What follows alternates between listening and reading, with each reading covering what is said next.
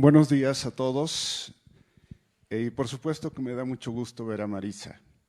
Nos conocemos desde el siglo pasado, el milenio pasado, y por supuesto que he seguido su carrera, que es brillante. No podría decir más porque decir brillante significa pues un grado de reconocimiento de aquellos que nos dedicamos a la investigación del cerebro. Quiero decir que cada charla me cuesta un trabajo enorme. Llegué aquí muy tempranito para armar la computadora. No sé si los videos van a correr. Es una charla muy sencilla que epitomiza no solamente preguntas que yo hago en el laboratorio, sino también, por supuesto, mucha gente en el mundo que ha estado enfocado en contestarlas, y yo soy uno más de estas corrientes. Pues obviamente que agradezco a los organizadores esta invitación. Me siento muy halagado, me siento un poquito nervioso porque no me faltaba que me clavaran un clavo en la cabeza antes que iniciara la charla. No sé si tengan un apuntador, pero se los agradecería. Si me lo pueden pasar, por favor. Pero les presento la primera diapositiva, que es un cerebro humano de un sujeto que no falleció por una causa de un accidente cerebral, sino que era un joven que tuvo la mala suerte de tener un accidente. Y lo que ven aquí es simplemente el cerebro ya limpiado, ya le quitaron aquí las mangueras, que son las arterias y las venas, y por supuesto las membranas que lo cubren. Este cerebro resume miles y miles de años de evolución. Y yo siempre pienso que ese cerebro, que ya no volvió, es decir, ya no generó nuevas estructuras, es simplemente con el paso de los años, las funciones que ha adquirido este cerebro no son más que cosas que hemos aprendido, y todo lo que hemos aprendido y que memorizamos, sobre todo, como por ejemplo los algoritmos para la escritura, para hablar, etcétera, pues tuvieron que buscar un espacio dentro del cerebro. Obviamente que es un acertijo para todos nosotros porque no nos dice absolutamente nada. Pesa aproximadamente 1 kilo, un poquito más de 1 kilo, en algunos es un poquito más pesado. Yo creo que el mío debe pesar más porque soy cabezón, aunque yo no estaré ahí para verlo el día en que me lo saquen, pero pueden tener una sorpresa de que pese menos de 1 kilo. Yo siempre he pensado que soy medio yucateco, aunque no tengo raíces yucatecas.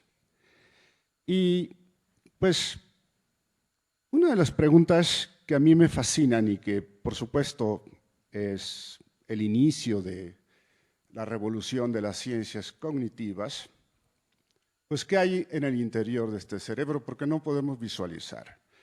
Con mucha frecuencia he estado en una sala de cirugía y el cirujano lo que hace es que infiltra el cuero cabelludo con lidocaína, un anestésico local, corta la piel, que ya está rasurado, ya le quitaron los pelos, y luego lo serrucha. Y súbitamente aparece una membrana muy gruesa que se llama dura madre, porque es muy dura, que debe tener un espesor de más de 2 o 3 milímetros.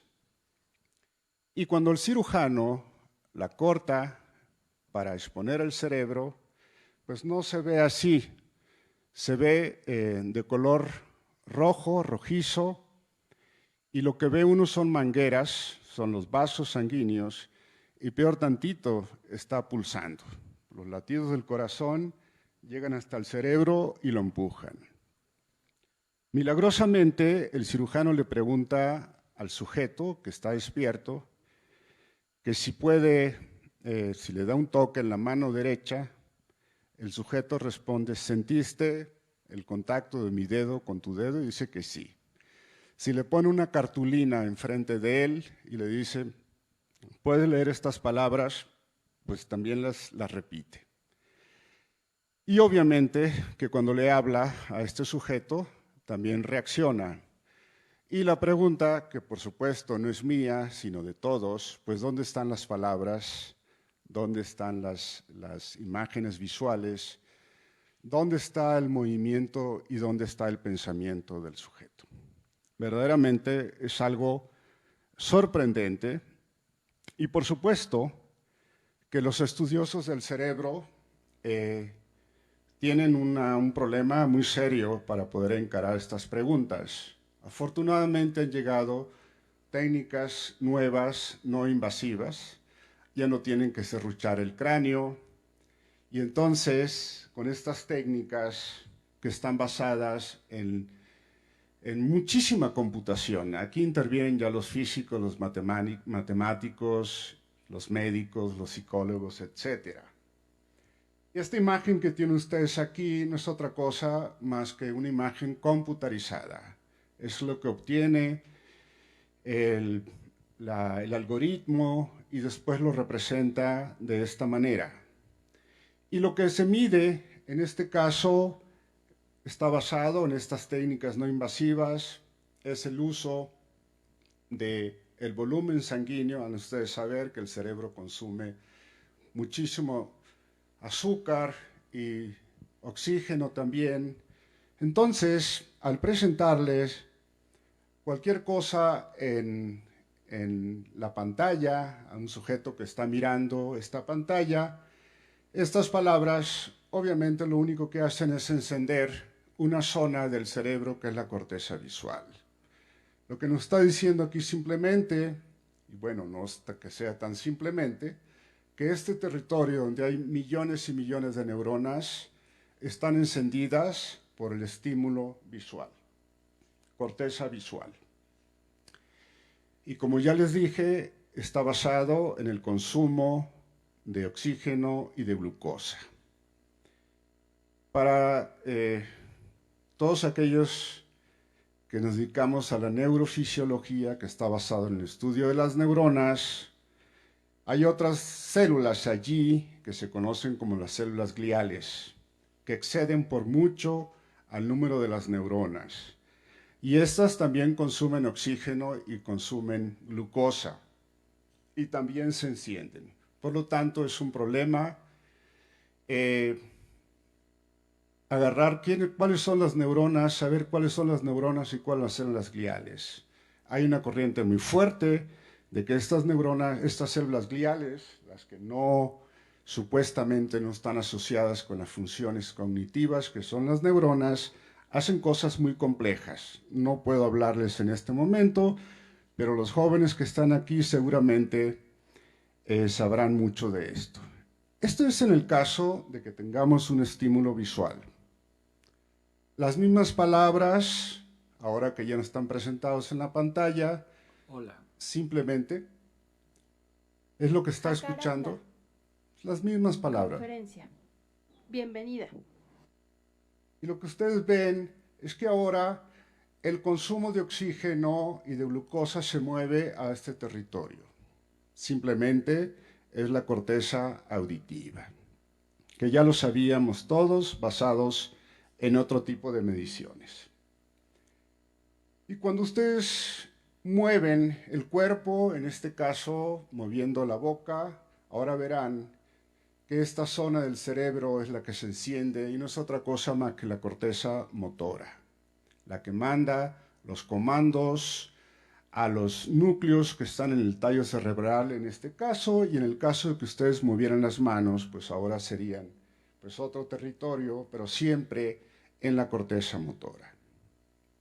Y por supuesto, hay zonas todavía más anteriores en el cerebro, que cuando ustedes están pensando, produciendo cuestiones un poquito más abstractas, ahora son estos territorios los que se encienden, corresponden más o menos a la zona de Broca. La pregunta que a mí me interesa ya está basado en una diapositiva muy vieja, en una imagen que produjo Carla Zatz en un artículo especial, en un número especial que salió para el Scientific American, creo que hace como más de 30 años. Y la pregunta esencial que yo he tratado de contestar junto con muchos colegas que están ubicados en diferentes partes del mundo, es cómo los eventos del mundo externo se representan en el cerebro. Y la pregunta que uno se hace, si en el cerebro hay arbolitos, carritos, caritas y otro tipo de cosas más.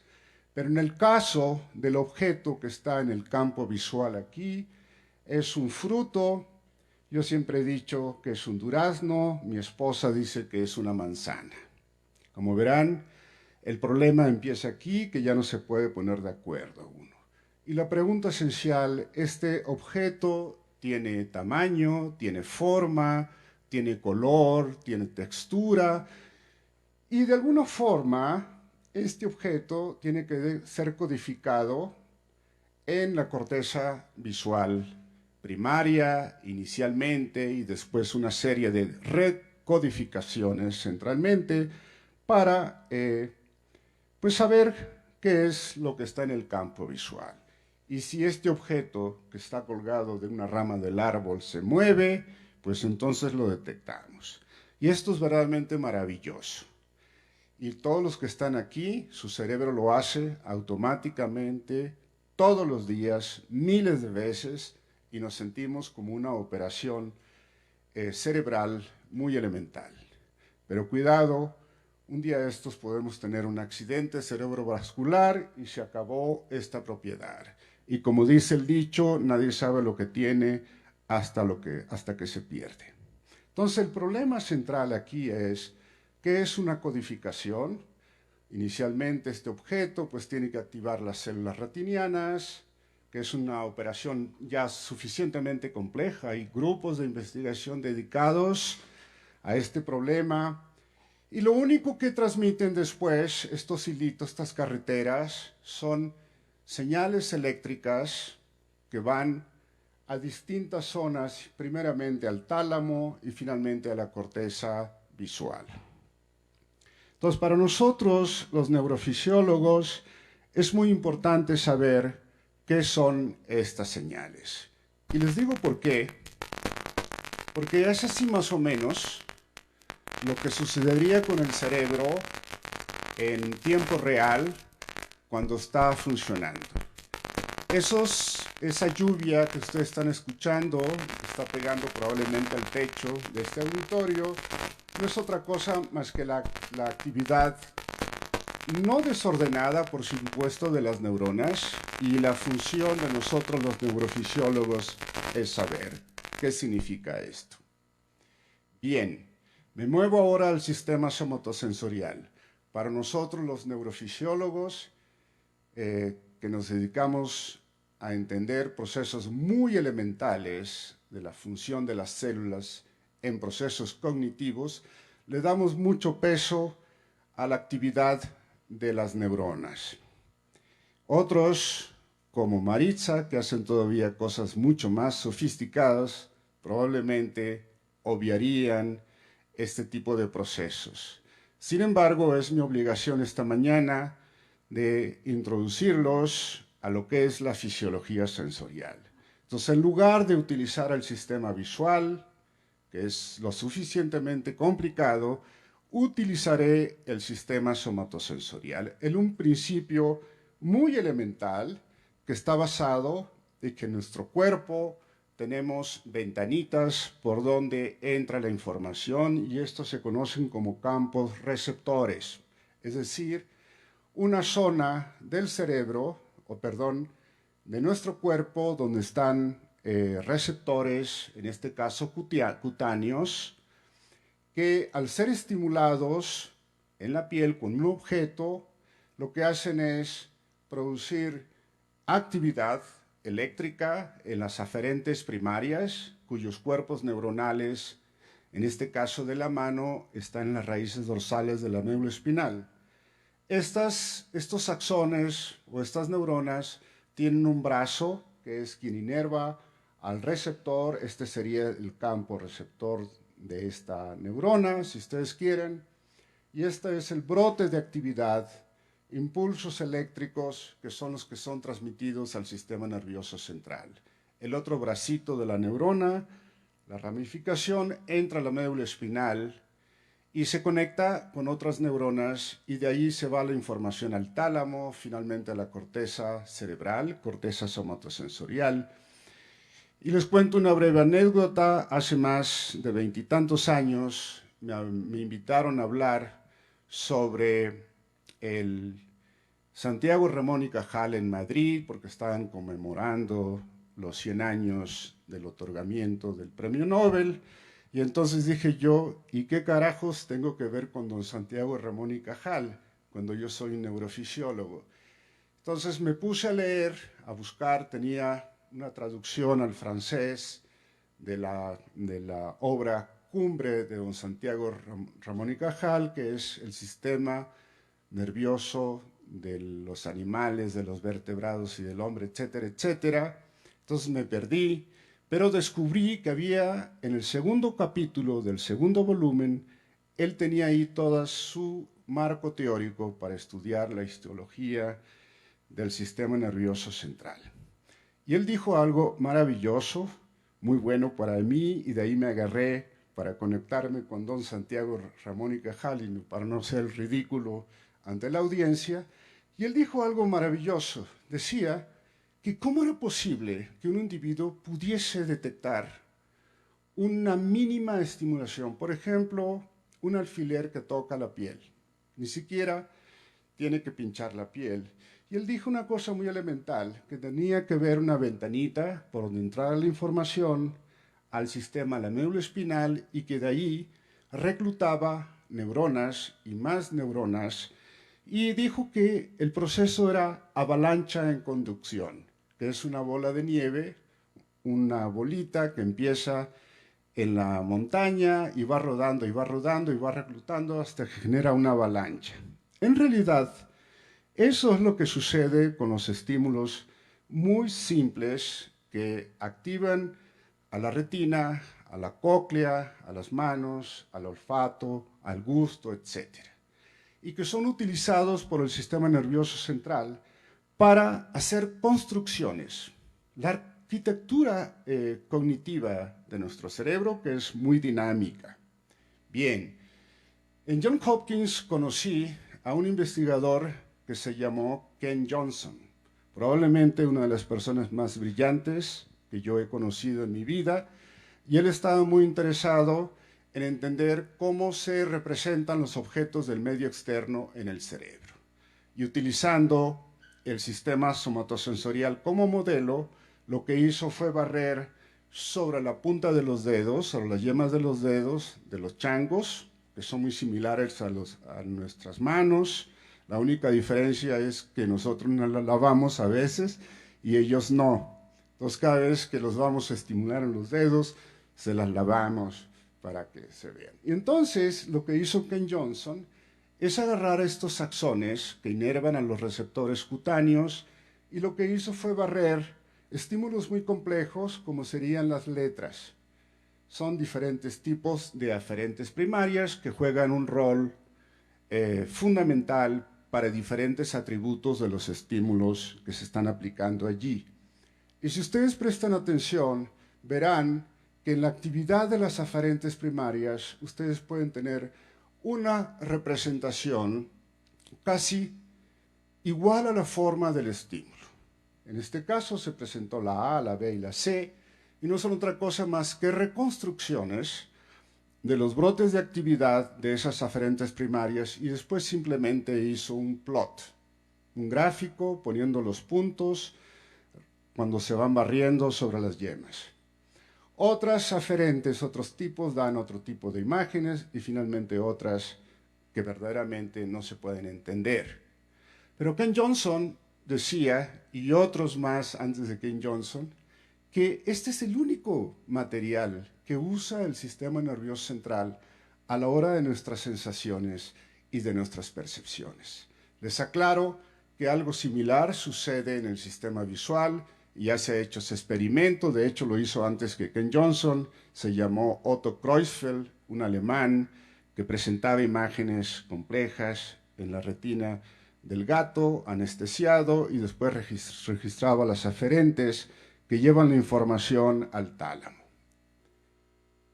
Entonces, la pregunta siguiente de Ken Johnson, y que es muy válida, si esto es lo que pasaba a nivel de las aferentes primarias, entonces, ¿qué tipo de representaciones tendríamos en el sistema nervioso central?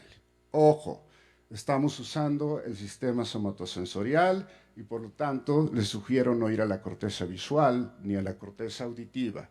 Tienen que ir a la corteza somatosensorial y registrar las neuronas individuales y usando el mismo procedimiento, lo que encuentra Ken Johnson, imágenes pues muy parecidas a las que obtienen las aferentes primarias. Estas imágenes ya no son isomórficas, igual al objeto que está estimulando los dedos, sino que él les llama cuasi isomórficas, y como verán, para la misma ventanita, ¿sí?, y para distintas neuronas que él estudia en la corteza somatosensorial del primate, él va viendo una degradación de esta representación. Y recuerdo que me decía, Ranulfo, hay que prestarle atención a estas imágenes, porque son las imágenes sintéticas que debe utilizar el cerebro para funciones mucho más complejas, como serían la percepción, la memoria y el uso de esta información para la toma de decisiones. Ahí se quedó Ken Johnson, pues porque los monos no leen.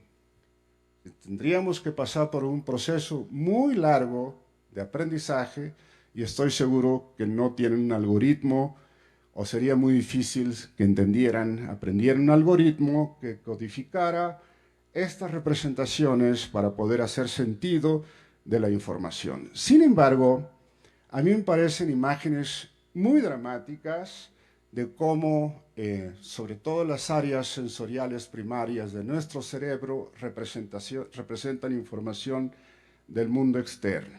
Bien, y ahí fue donde se quedó Ken, desgraciadamente falleció, y recuerdo muy bien que cuando usé el paradigma que les voy a describir en un minuto, mis amigos de Johns Hopkins se reían de mí porque me decían, Ranulfo, ¿cómo vas a estudiar los estímulos vibrotáctiles?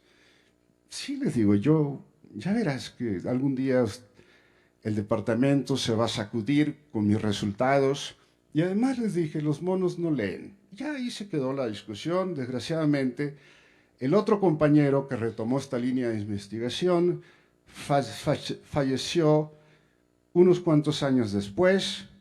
Y entonces el sistema somatosensorial se quedó sin las figuras prominentes. Johns Hopkins siempre fue un departamento que tenía una fuerte representación para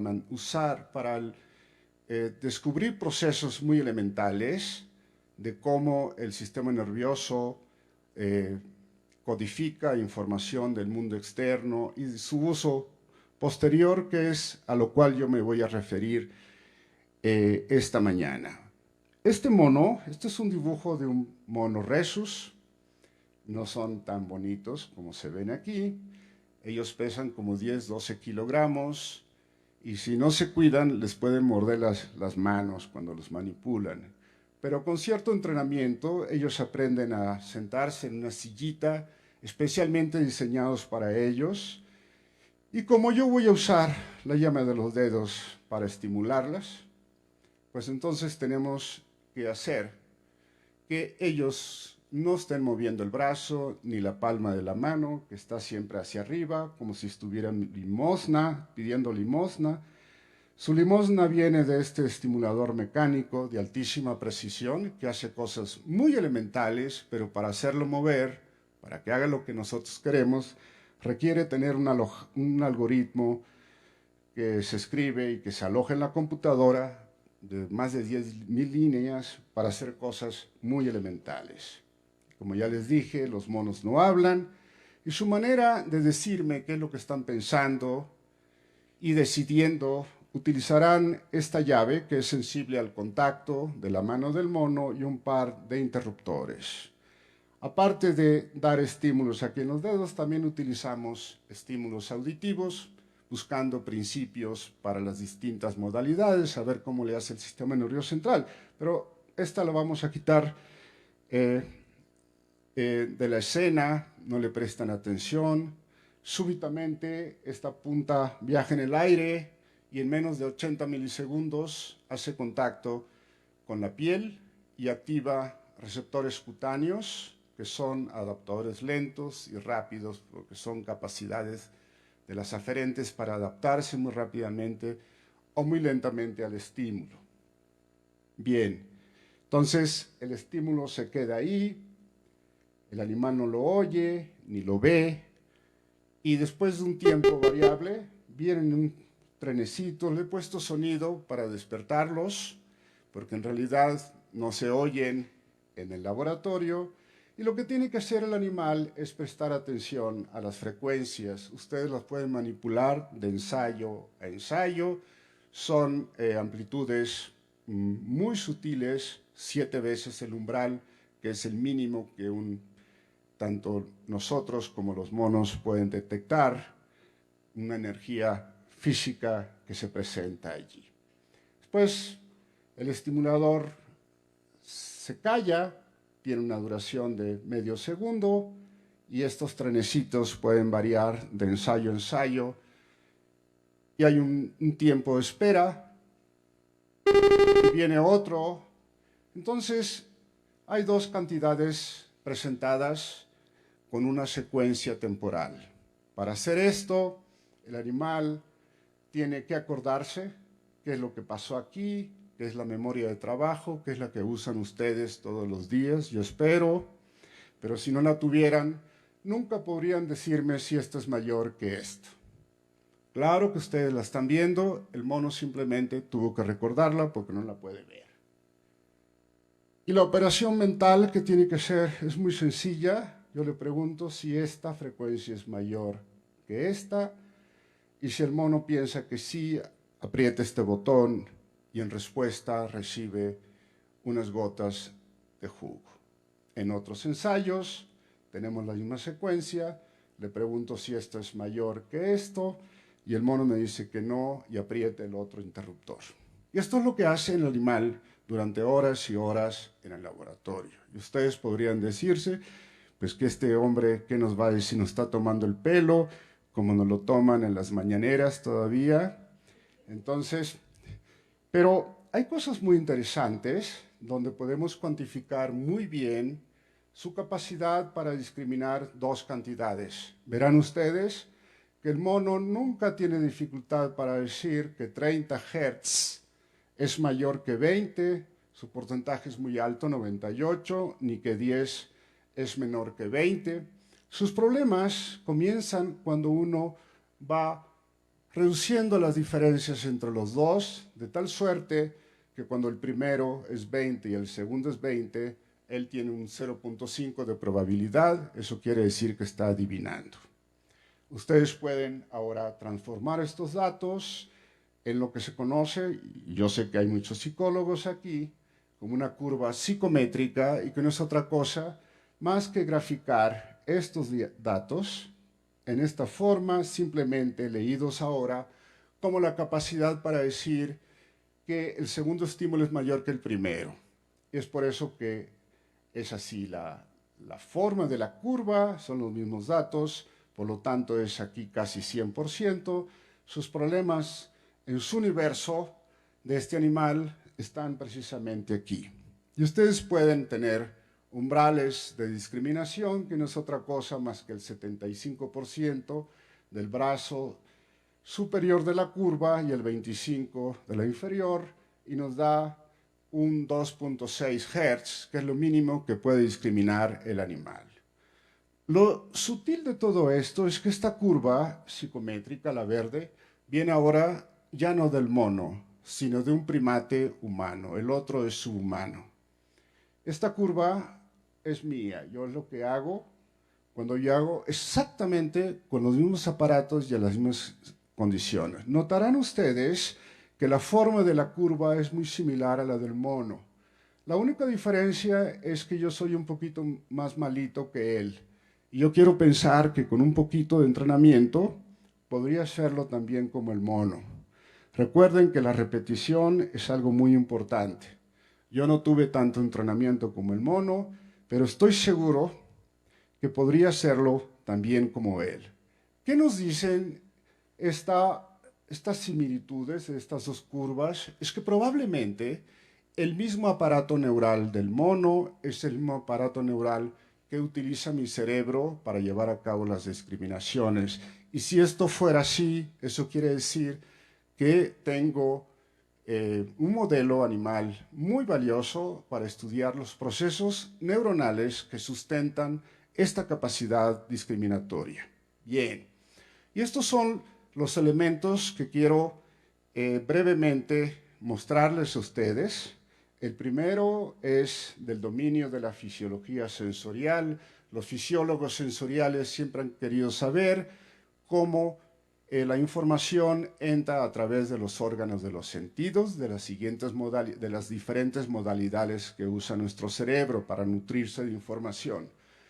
Estos estímulos son muy útiles porque si bien parecen que tienen dos dimensiones, amplitud y frecuencia, con algunos artificios que hacemos en el laboratorio podemos eliminar la variable amplitud y nos quedamos con la frecuencia.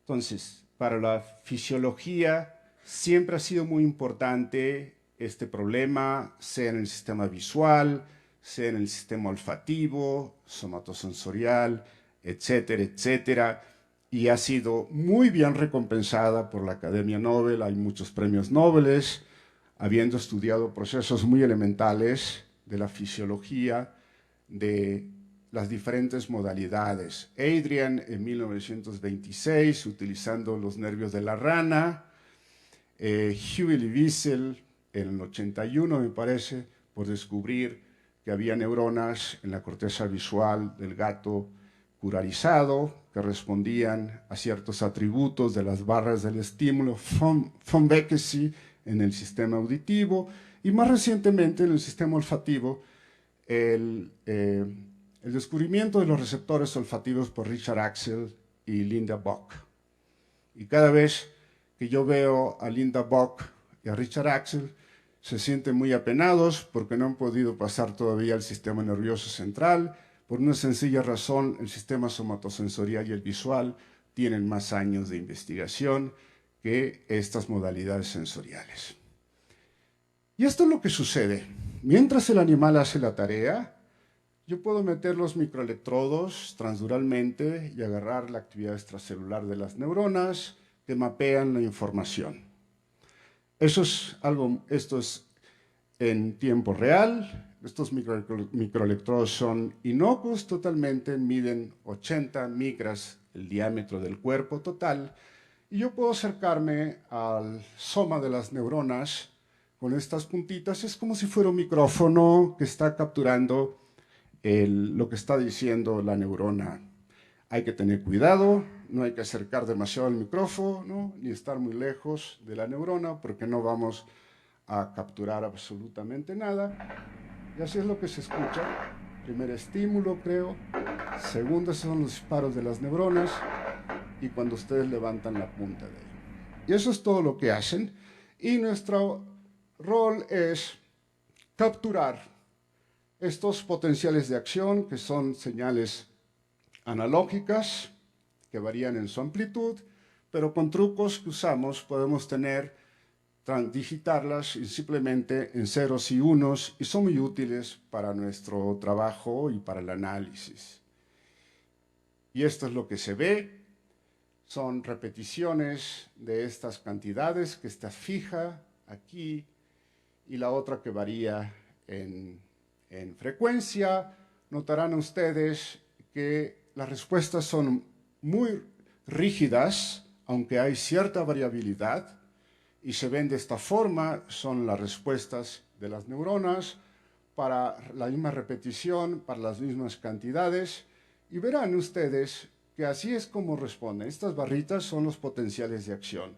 La neurona dice, sí, sentí algo en el dedo y luego entra en fase con los estímulos, las frecuencias, cuando llega el segundo igualmente, y cuando ustedes retiran el estímulo de la piel, es lo que hacen. Y la primera pregunta que nos podemos hacer nosotros es la siguiente. Bien, aparte de describir este tipo de respuestas, ¿qué podemos hacer con ellas? Ahora, les pido que por favor se sienten en la corteza cerebral del mono, o si quieren ustedes, quieren ser changos, siéntanse en la corteza cerebral del mono, no tendrán acceso a los estímulos, no tendrán acceso al mono. Entonces, ustedes serán un observador ideal, si ustedes quieren, que basado solamente en la actividad de estas neuronas, en alguna señal que ustedes capturan, resolverían la tarea. Y lo primero que se nos ha ocurrido a nosotros, que ese chango o esa persona que está sentada en la corteza cerebral, nótese, es una metáfora, podría usar una reglita simplemente para medir los intervalos de tiempo, y como son muy rígidos, basta con que agarren uno y sería el tiempo 1, y cuando llegue el 2 harían la misma operación, notarán que este es más cortito, y entonces quizás ese chango que está sentado en la corteza cerebral, o alguno de ustedes ahí, podría utilizar una regla muy elemental. Si el tiempo 1 es mayor que el tiempo 2, luego entonces la frecuencia del segundo estímulo es mayor que el primero. Muy bien, podemos utilizar esa métrica que utiliza el observador ideal y podemos generar distribuciones, dos distribuciones, utilizando una herramienta prestada de la teoría de detección de señales que diseñaron los ingenieros hace muchísimos años, y con eso podemos construir ahora una curva neurométrica en lugar de la psicométrica. Noten ustedes, esto es lo que hace el mono en su totalidad, y esto es lo que hace una sola neurona mientras está ejecutando la tarea. Notarán ustedes, una vez más, que estas dos curvas son muy parecidas, y obviamente haciendo otro tipo de artificios analíticos, llegamos a la conclusión de que esta señal o este tipo de representación tendría que ser la base para llevar a cabo las discriminaciones. ¿Cómo estar seguros de esto? Hay dos maneras de hacerlo. El primero es que yo puedo quitar a las neuronas de ahí, que mapean esta información, y se acabó el experimento. De hecho, alguna vez hemos hecho ese experimento por accidente, y obviamente el mono ya no puede discriminar estos estímulos, por lo menos en la representación del dedo donde nosotros lo dañamos. Se nos ocurrió otro método mucho más demandante e interesante, que es la estimulación eléctrica. La estimulación eléctrica se ha usado durante muchísimos años para mapear el cerebro. Pero aquí lo quisimos utilizar de una manera distinta. Inyectar corrientes muy débiles, simulando las frecuencias de los estímulos que se aplican en los dedos. Obviamente que no le preguntamos al animal si estaba de acuerdo, hicimos el experimento, hicimos un set de estímulos, un grupo de estímulos donde la mitad eran estímulos naturales, presentados en la yema de los dedos, y en el otro caso, la otra mitad, donde podíamos sustituir el estímulo natural por corrientes eléctricas muy débiles inyectados a un grupo de neuronas que son los que están mapeando la información. Y lo que encontramos es algo muy bonito, y es que la curva psicométrica obtenida con los estímulos naturales y aquella donde sustituimos en este caso el segundo, son prácticamente idénticas. Uno de mis estudiantes una vez me regañó porque yo le estaba diciendo, me sentía muy orgulloso de este resultado, que lo habíamos publicado en la revista Nature, y me dijo que esto era normal. Yo le dije, ¿pero cómo? ¿Pero cuánta arrogancia? Entonces, yo hice muchos controles, el primero, los dos, etcétera, te da el resultado muy similar. La gratificación que nos llegó muy tarde, como unos 10 años después, dando una conferencia en la Universidad de Toronto. Quien me presenta dice que este experimento es quien da pie a las neuroprótesis, que dice una cosa muy elemental, que voy a terminar la charla con esto, que si yo puedo leer el código neural asociado con la función que ustedes quieran, esto es el código neural para esta función tan elemental, eso quiere decir que yo debería ser capaz de inyectarlo artificialmente y generar las funciones que ocurren normalmente. Regresaré como Patton. Bien, entonces, esta es una prueba irrefutable de que esa representación isométrica, porque es la métrica del estímulo, es útil para llevar a cabo este tipo de discriminaciones. Sin embargo, la tarea tiene otros componentes, que es, por ejemplo, una vez que se fue la información del primer estímulo, la pregunta es dónde y en qué forma se queda en el cerebro. Inevitablemente, estos sujetos tienen que utilizar la representación de esa información que es guardada y representada en alguna parte del cerebro para poder compararla contra la segunda. Regresaré también a ese punto. Y sucede, esto es muy bonito, verán ustedes, el primer estímulo, cómo responde esta neurona a la frecuencia de 10, 14, 18, vean abajo la densidad de espigas, cómo va incrementándose en función del incremento de la frecuencia. Va para arriba, sigue, un poquito más, 30 Hz, 34 Hz,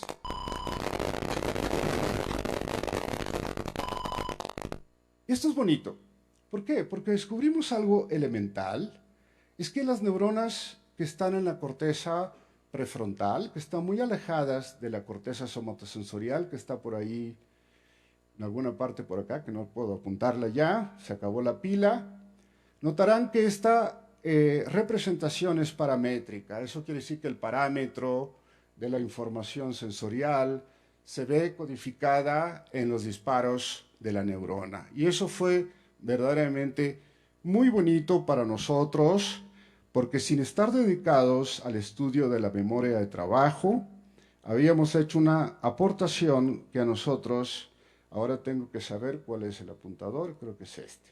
Sí, estoy aprendiendo. Habíamos hecho una aportación de que la memoria de trabajo podría ser decodificada en los disparos de las neuronas, siempre y cuando nosotros supiéramos cuál es el atributo físico que se tiene que memorizar. Si el estímulo es visual, en el caso como lo hizo Goldman Rakish a finales de los años 80, ella mapeó el espacio y observa que a las neuronas codifican, tienen preferencia por el espacio. Esta es una respuesta a una cantidad del estímulo. En el otro caso es la respuesta al mapeo visoespacial en otra modalidad. Una contribución extremadamente importante. Con esta forma de abordar el problema, podemos comparar qué es lo que pasa en la entrada de información, después en la corteza secundaria, que es secundaria porque se descubrió después de la primaria, pero ya sabemos que esta nutre a esta información, y les presento estos dos sitios que están muy alejados de las zonas somatosensoriales. Y notarán ustedes que estas neuronas de aquí incrementan su tasa de disparo en función del incremento de la frecuencia, pero solamente durante el periodo de estimulación. Las de la secundaria hacen algo parecido, pero su inercia de actividad invade un poquito el periodo de memorización. El segundo, la comparación es aquí, es por acá. Pero noten ustedes, si no se han dormido todavía, es que esta información ahora ya no lo hace como la corteza primaria. Y lo que sucede es que hay dos grupos de neuronas que están ahí en la corteza somatosensorial secundaria que la representan de dos formas y en espejo. Si ustedes quieren hacer neurometría con esta representación, nunca va empatar a la curva psicométrica del animal, y solamente cuando utilizan las dos, entonces es que la fracción se empata muy bien con la curva psicométrica. Nótese, las neuronas hacen una operación de resta muy elemental, muy bonita, y para mí eso fue un gran gusto, pero por favor, quédense con esta imagen de aquí. Otras neuronas hacen lo opuesto aquí. Estas neuronas vienen de esta parte del cerebro, donde hace muchos años un premio Nobel, que se llamó John Eccles, decía que tenía una posición dualista, que esta zona del cerebro hacía la interfaz entre algo etéreo, que es el espíritu y el alma, y que aquí estaban las neuronas de la voluntad y de la conciencia, etcétera, etcétera. Con mi colega Wolfram Schulz, con quien descubrimos el rol de la dopamina en la recompensa, encontramos que estas neuronas tienen que ver con la planeación de movimientos voluntarios. Obviamente un mono no puede explorarse la conciencia como la que tenemos nosotros, ni tampoco pudimos hacerle preguntas como lo hizo Benjamin Libet, en qué momento tenían las ganas de hacer un movimiento voluntario. Pero lo que hacen estas neuronas es muy interesante, es que se encienden justamente antes, como unos 700 o un segundo antes de presentado el segundo estímulo, que es cuando se hace la comparación. Y lo bonito es que lo hacen otra vez guardando esta parametría. Nótese que lo están haciendo estas como las de aquí, también tenemos las neuronas opuestas. Lo que es interesante que de un código único llegan dos códigos, pero el parámetro se mantiene en estas dos poblaciones, justamente antes. Es como si estuvieran estas neuronas reflejando la expectancia, es como si el animal, la circuitería del animal, tuviera que guardar esta información para usarla en el momento apropiado, que es la comparación. Y estas neuronas son todavía muy interesantes, son las de la corteza prefrontal, donde un buen número de ellos tienen actividad sostenida, donde el parámetro se ve codificado de una manera monotónica y positiva. Hay las neuronas que hacen exactamente lo opuesto, aunque sabemos que la forma de codificar la información es un proceso dinámico por poblaciones de neuronas a diferentes tiempos y en diferentes circuitos cerebrales.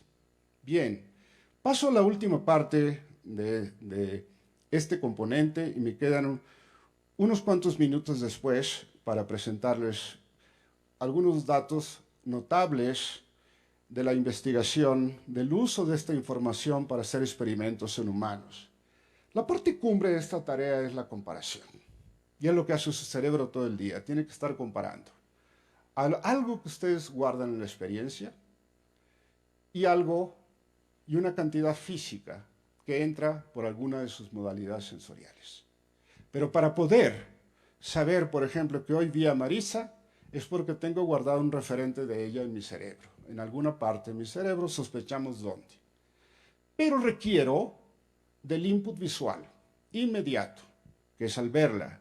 Se comparan y entonces yo puedo reconocerla.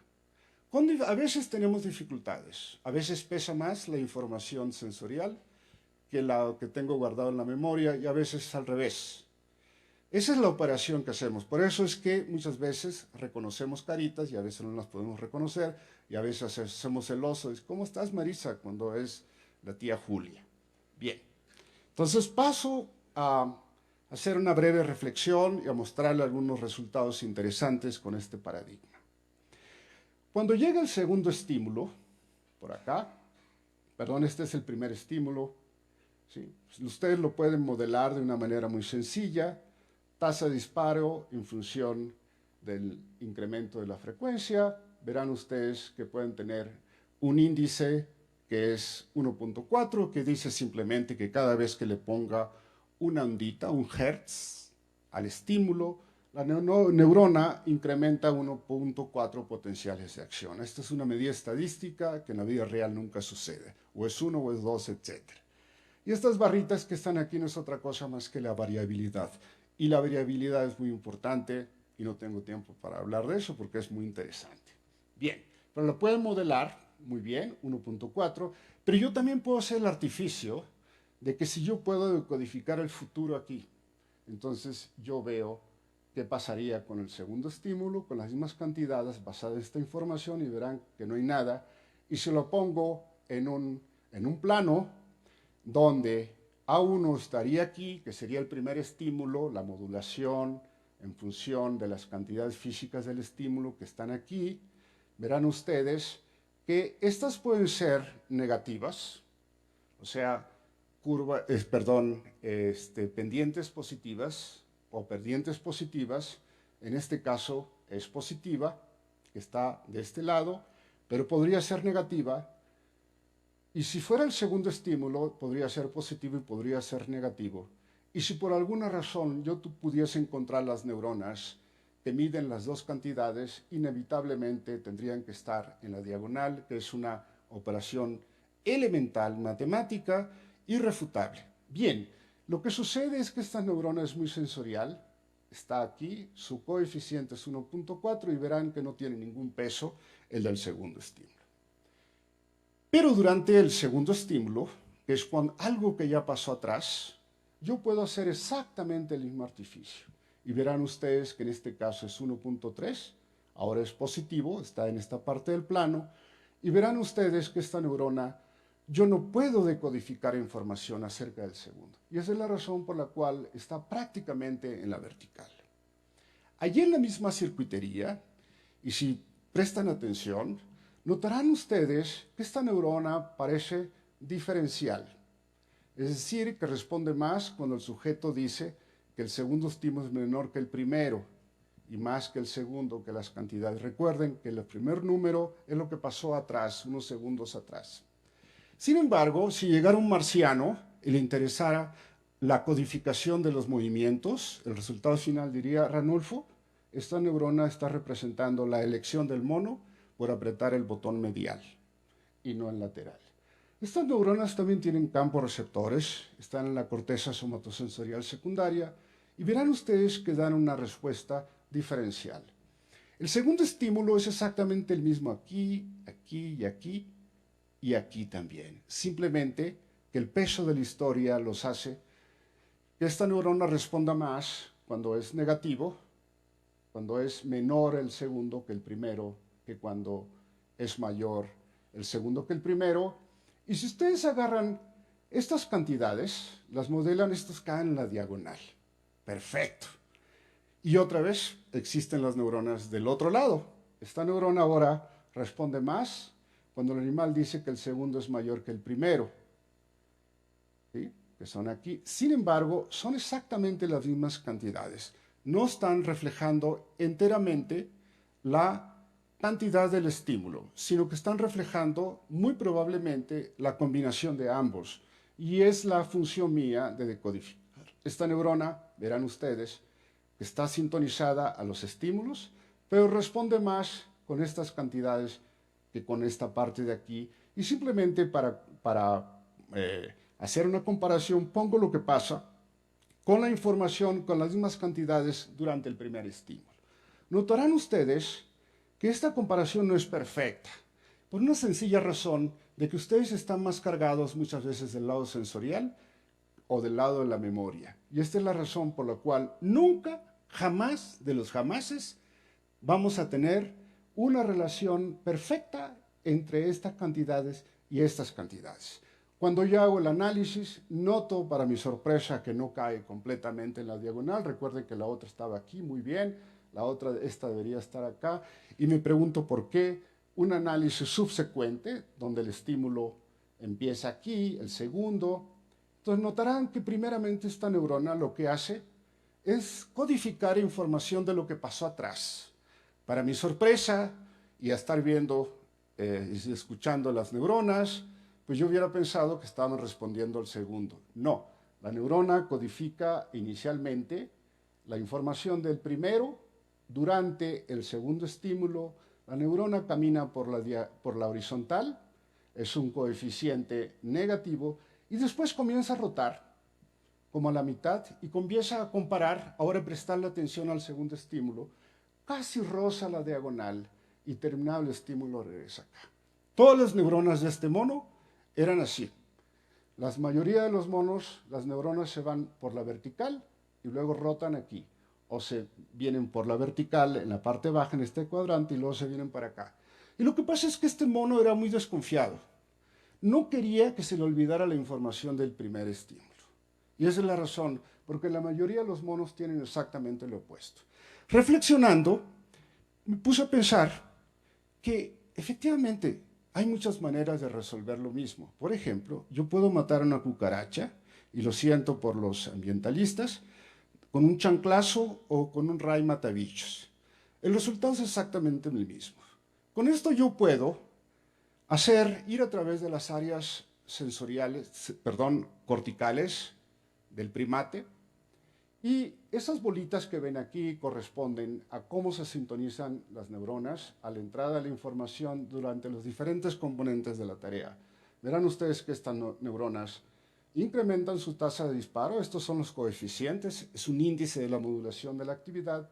Y cuando llegue el segundo, otra vez hacen exactamente lo mismo. Nótese que no hay información de memoria durante el periodo, en esta zona del cerebro. Hay un gran debate si las neuronas de las áreas primarias también tienen que ver con la memoria de trabajo y con la toma de decisión. En mi caso, no hay tal cosa. Estas neuronas, simplemente para comparación, vienen de la corteza prefrontal. Vean qué tan lejos, y con muchas frecuencias yo mido las distancias para ver si no estoy equivocado. Corteza somatosensorial, corteza prefrontal. Aquí ya tenemos estas dos poblaciones durante el primer estímulo, pero nótese cómo estas dos poblaciones retienen el parámetro de la información cuando el estímulo se fue. Memoria de trabajo. Cuando llega el segundo, van a tener el componente sensorial, el componente de memoria y el resultado de las tres.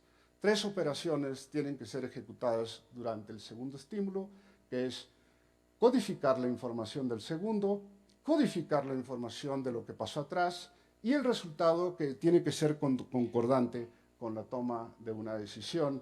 Y esto es lo que se ve, por ejemplo, en la corteza motora primaria, neuronas que leen toda esta operación para mover el brazo hacia uno de los dos interruptores, y con esto yo puedo tener toda la decodificación a lo largo de toda esta circuitería cerebral. Y esto es muy interesante porque nos da nos genera una imagen dinámica. ¿Dónde y en qué forma en el cerebro se están codificando los parámetros físicos de los estímulos durante la presentación de los estímulos, durante la memoria de trabajo, durante la comparación y durante la toma de decisiones? Entonces, ahí estamos muy bien, seguimos trabajando. Ahora lo que queremos es conocer los enlaces simultáneos entre toda esta circuitería que está en chino. Bien, voy a pasar la última parte y que es muy relevante. Mi amigo Richard Anderson del Instituto Tecnológico de California se le ocurrió que ya estábamos listos para hacer implantes crónicos, un arreglo de microelectrodos implantados en la corteza somatosensorial. La única razón es tener información de feedback o de retroalimentación a la hora de que nosotros hacemos cosas con las manos. Estos experimentos, tristemente, fueron hechos en sujetos cuadriplégicos. El cerebro está desconectado del resto del cuerpo, del cuello para abajo.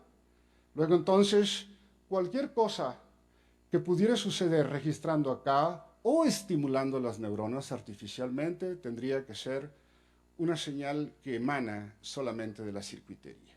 Entonces, estas son las zonas donde implantaron los microelectrodos, hicieron una resonancia muy poderosa y con un neurocirujano implantaron estos microelectrodos. Obviamente son muy duchos, evitaron colocarlos sobre las mangueras, que son las venas y los vasos sanguíneos. Es muy delicado, así es como se ve el cerebro. Y el experimento consiste de una manera muy sencilla. Aquí están las rejillas de todos los microelectrodos, cada uno de estos corresponde a un microelectrodo, y en algún momento al sujeto se le dice, ponte listo, porque en algún momento te podremos estimular, dar unos estímulos eléctricos, esperarás y después medirás. Así empieza uno, seleccionó algo por acá, ahí está el estímulo, y el sujeto reporta un campo sensorial en esta parte del hombro. Nótese que está desconectado. Si es esto, eso quiere decir que es una memoria sensorial de la representación del cuerpo. Por acá selecciono otro y otra vez dice, ahora anda por acá. Cuando él reconstruye todos los campos receptores, que es dramático, y encuentra el reporte de todas estas modalidades sensoriales, por supuesto incluyendo las de las puntas de los dedos. Esto es verdaderamente dramático. Es decir, la estimulación eléctrica de esa zona del cerebro genera percepciones referidas a ciertas partes del cuerpo que están desconectadas del cerebro. Bien, esto es muy útil, pero verán por qué. Porque nosotros ya sabemos en qué zonas del cerebro existe la intencionalidad. Por ejemplo, esta zona del cerebro genera en la actividad de las neuronas comandos que son enviados a la corteza motora para generar un movimiento. Por ejemplo, en este caso, escribir. Entonces, la información viene de acá, emana aquí, la intencionalidad, nutre la corteza motora. Hay una señal de retroalimentación a los dedos, porque si no el sujeto no podría agarrar la pluma, pero la información llega intacta a la médula espinal para hacer esta operación. Pero ahora sucede que estos sujetos tienen toda la circuitería cerebral intacta, pero están desconectados de la médula espinal y por lo tanto no habrá nada que pueda mover el brazo. Más dramático es en este esquema que está cortado esto. Pero hay una nueva disciplina fantástica e interesante, muy prometedora, que está en su fase experimental, por supuesto, que es la relación cerebro con las máquinas. Entonces la pregunta es si podremos inyectar a un algoritmo que está alojado en una computadora para que esa computadora en su algoritmo pueda decodificar esta información y mover, por ejemplo, a un brazo artificial. Entonces, así es caótica la actividad de aquí, que está en el cerebro, y se puede decodificar todos estos impulsos en el decodificador y empezar a mover esta mano. Si esto fuera así, eso quiere decir que podríamos conectar el cerebro humano, que tiene toda esta capacidad en el cerebro, pero que está desconectado de la médula espinal para hacer este tipo de funciones. Y con esto yo voy a terminar. Entonces, a este sujeto es cuadripléjico, por acá están los implantes, unos están en la corteza parietal y otros estarán en la corteza somatosensorial y en la corteza motora.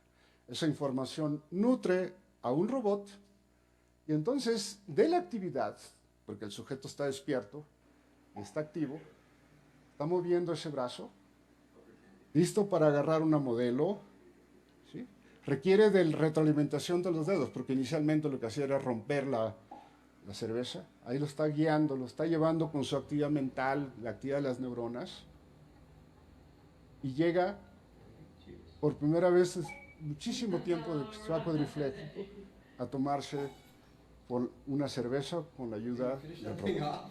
Ahora, está regresando la cerveza a la mesa con muchas dificultades, la va llevando, y la pone, suelta la cerveza el robot, con las instrucciones que le da la actividad de las neuronas del sujeto. Con mucho cuidado, no la vayas a tirar. Feliz. Por acá están sus impalantes.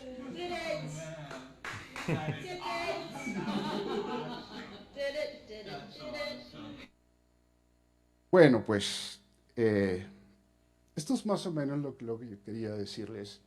Es un viaje muy largo entre la experimentación de los animales que hacen cosas extraordinarias, no puedo decir iguales a las de nosotros, pero esta información se vuelve muy útil para ir progresando y hacer el traslado de estos conceptos y estos resultados para que con cierta certeza se puedan explorar ya procesos perdidos o no perdidos o mejorables de nuestro cerebro humano, y creo que eso es todo. Vamos.